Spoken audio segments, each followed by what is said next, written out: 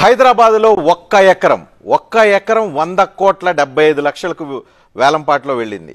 Record స్థాయిలో దేశంలో కల్లా అతి పెద్ద మొత్తంలో రికార్డు స్థాయిలో 100 కోట్ల 75 లక్షలకు ఎకరం వెళ్ళింది.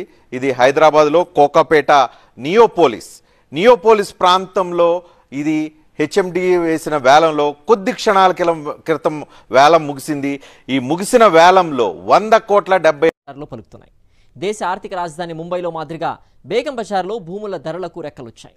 గజం స్థలం ధర ₹1,00,000 పలుకుతోంది.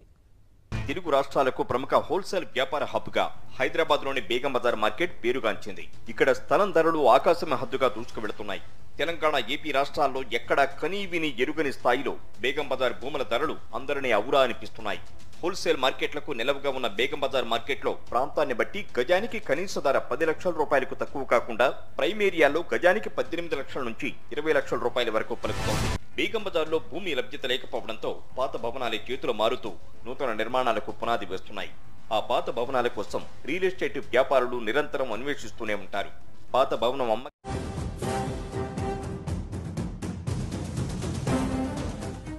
హైదరాబాద్ లోని కేపీహెచ్బీ ఖాళీ ప్లాట్ల అమ్మకం కోసం నిన్న నిర్వహించిన బహిరంగ వేలంలో చదరపు గజం ధర భారీగా పలికింది. చదరపు గజం ₹2,98,000 పలికింది. ఇంత భారీగా ధర పలకడం ఇటీవలి కాలంలో ఇదే మొదటిసారి అని హౌసింగ్ బోర్డు అధికారులు హర్షం వ్యక్తం చేస్తున్నారు. హైదరాబాద్ రియల్ ఎస్టేట్ రంగం మంచి పురోభివృద్ధిలో ఉందన్న దానికి భూముల ధరలే నిదర్శనమని అంటున్నారు. కేపీహెచ్బీ ఫేజ్ 7 లో 18 ఖాళీ స్థలాలకు బహిరంగ వేలం నిర్వహించారు. ఈ వేలం పాట ద్వారా హౌసింగ్ బోర్డుకు ₹142,78 లక్షల ఆదాయం వస్తుందని housing board vice chairman VP Gautam తెలిపారు. హైదరాబాద్ నగరం చూస్తుండగానే మహానగరంగా మారింది. ఇంకెంతకాలం చూస్తూనే ఉంటారు?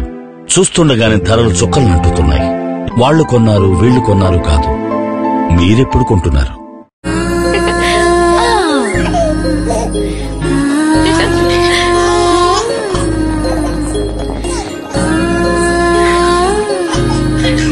అదిగో మావయ్యని చూడు.